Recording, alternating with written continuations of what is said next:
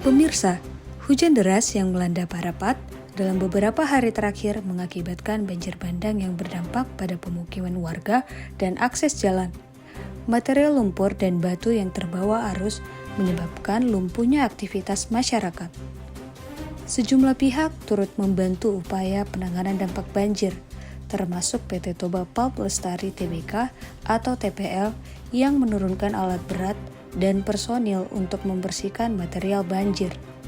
Selain itu, air bersih juga disalurkan guna memenuhi kebutuhan warga.